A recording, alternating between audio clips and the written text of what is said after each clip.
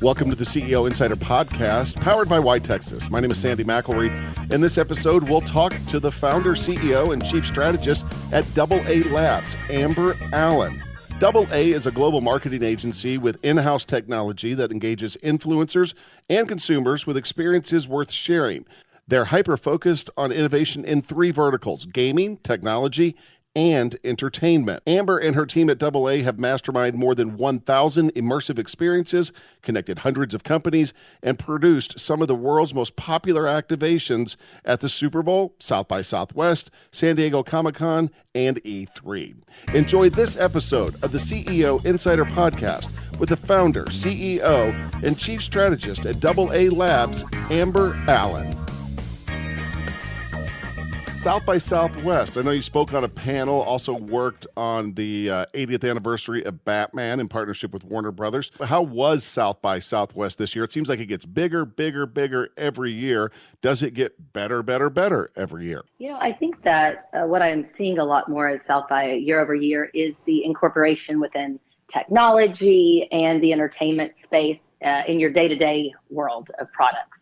So I think South by continues to do a great job of crossing those worlds of the tech, entertainment, gaming, and even esports now. So I don't always see the biggest activations year over year, but I definitely see some of the conversations across the board being better and better. So are you saying that this is kind of where a lot of the early conversations of things that we're going to see in the future, this is where it starts? The talking starts here and the work comes later? Oh, definitely. Yeah. I remember when someone was saying, this is where Twitter announced, but it also is where Meerkat announced. So it's where, brands come and go. Right. You did some rebranding this year with the new name, AA Labs. How did that come about? What was the decision-making process, and what does it mean for your consumers, for your customers? You know, it's interesting. It's probably a very good representation of what marketing and experiences has become in general. We're definitely living in a time where the spoon-fed audience is waning, and we're dealing with more of how are we building out interactive experiences that showcase a brand so people remember you. Mm-hmm. And so with AA Labs, we have hired quite a few engineers, and we're developing our own proprietary software, our own apps and technology for some quite large brands. And we were finding that it was not just the experience and the event.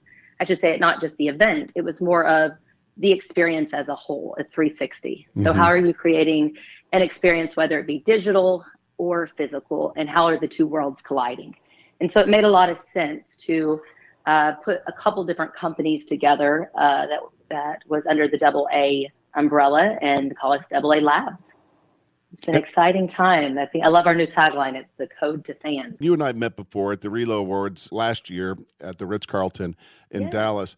And I'm curious, I didn't get a chance to ask you then, but I'm curious now, what kind of people do you hire? Who works for you? You know, I would have to say as we are in technology and in cutting edge technology at that, you've got to be able to love change and want to have that burning desire to learn. And so I've had multiple people with me for over 4 years. Company's only a little over 5.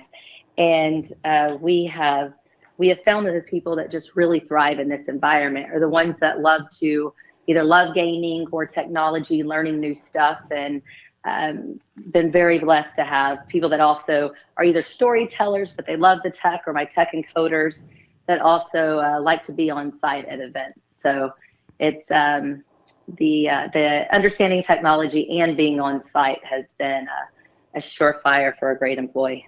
I'm curious, Amber, it seems like technology, it's like you could be up to date today and be cutting edge and know what's happening. You could wake up tomorrow and it could get that someone could have completely flipped the card over on you. Oh, 100%. Yes. And it makes constant learning, I guess, going back to that, so much fun. And what's fascinating, though, is a lot of the technology needs each other. Mm-hmm. We live in a time where if you have video game content, you need a high-power Alienware computer to play it, right? Right. Even what we're building right now is an educational for employees with Genetech. That app that we're building is still has that gaming component to where it makes people want to keep interacting with it to heal this patient that's in augmented reality. So the two worlds are finding that they need each other. And because of that, sometimes a lot of times, the new technology comes to us. A lot of your stuff, big scale stuff, experiential type of things, the events are always great. Where does it go after those things? Is there a big letdown afterwards, or is it like we're just getting started with this, to keep people motivated? How do you make it live on? Right. Do you know what I mean by that? Yeah, I do, definitely. I think that's what's been exciting is as the company has continued to grow, we're not just jump in, doing a pop-up experience and leave. We actually come in and help them from the beginning and create a 360 story. Mm-hmm. So even the Batman pop-up experience, the Batman experience that we did for South by, and it was so exciting to bring them for South by. We've got the bats already on the Congress Bridge, building a whole stunt and activation that got millions of views. But that was just kicking off 80 years of Batman. And now we're going to work with them all summer and do an amazing pop-up experience in the fall. And so being able to create something that continues to live on, we're finding is really done quite a bit with technology. Like we'll build an app for an experience that adds that next dimension, but then that app doesn't get turned off. You may be a 4-day event at, like you're saying, one of these big events, South by, GDC, E3, Comic-Con, but then the apps or the VR technology that we build keeps living on in homes. So even though one part of the experience comes down, there's no reason that more of that experience can't live on through a digital format. And that's really a big focus of ours. You mentioned the bats. For those of you that are listening that aren't familiar with it, Austin, Texas is home of I believe the largest or second largest 1.5 million. Can you believe that? Mexican free-tailed bats, I believe. Is that correct? Mm-hmm. Was your event dependent on those suckers flying out from under the bridge? Because that's rolling the dice, Amber. Sometimes they don't come out. It is not. No. They as long as the weather is a certain temperament in a certain range, and we know that they start in March. So it's a lot of pre-work before we ever decided to do it to make sure that they did, and they did both nights. Hey, let's take a break from some of the business talk and let's have a little bit of fun with a rapid fire Q&A. These are all softball questions. Just give us the first thing that comes to your mind, Amber. What's your favorite movie of all time? I have to go old school. I still love my Goonies. Oh, it always makes me happy, and it's just a classic. My wife said the exact same thing. Goonies just makes me happy. It does. Do you have a favorite book? Yeah, I do. Essentialism is my favorite one. Of course, I read about 2 books a week. So, oh, wow. What was it changes all the time. Do you find time in your day that you set out time to allow yourself to read that much? Is that part of your morning, part of your evening?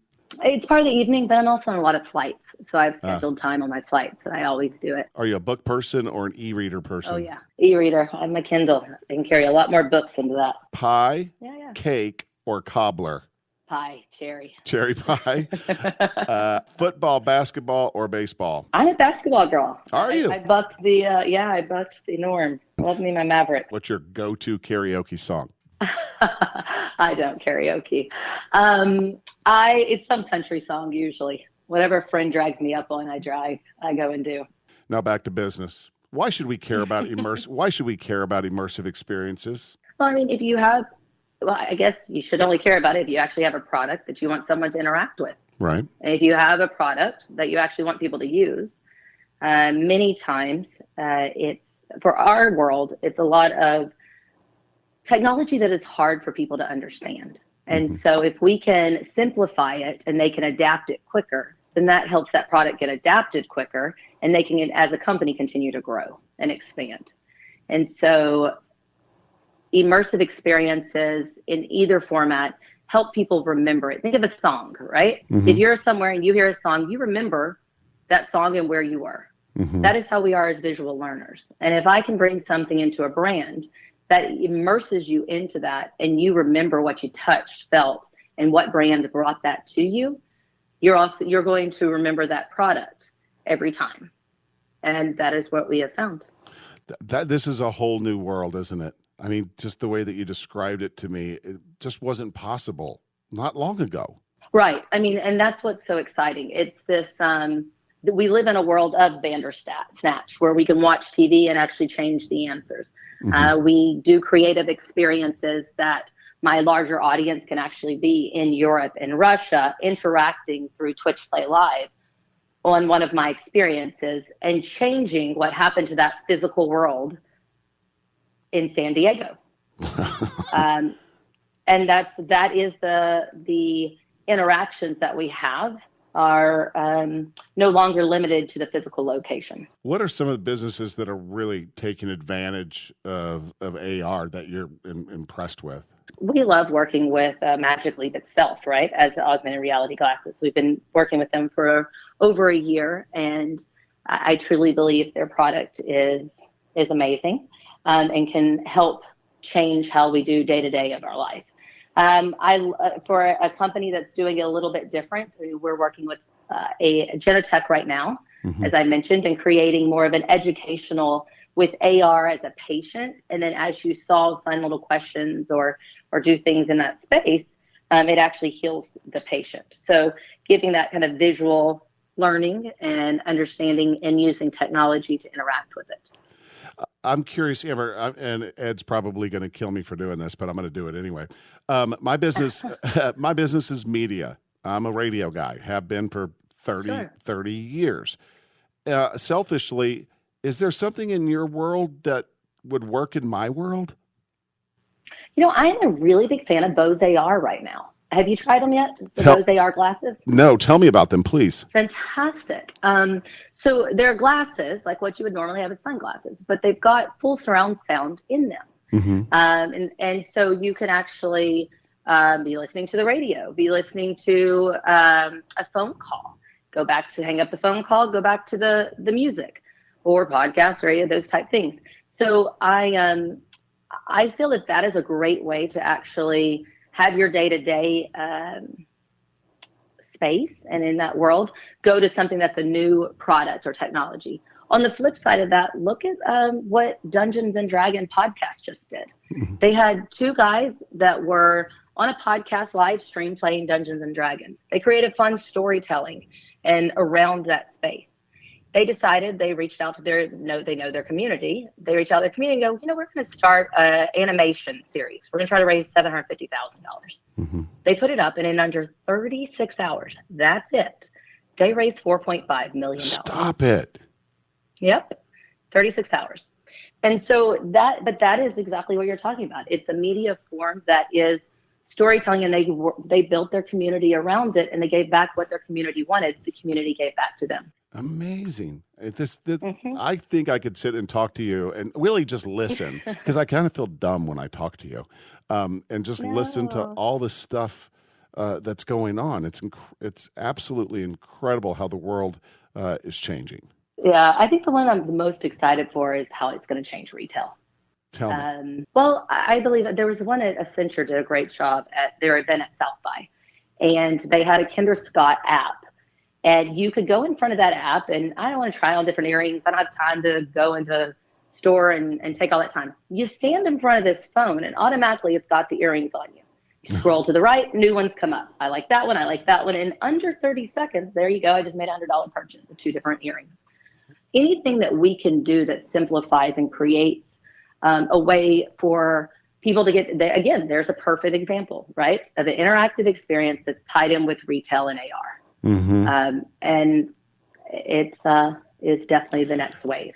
I recently discovered something. I was shopping online, and it allowed you to put the item in your house to see how it looked. Same thing as the earrings that you just mentioned. What are some of the things that you are, you have all this technology and all these great things, and I've got to assume that you have some causes that are important to you, some form of charity, or how the technology is helping people other than just buying things?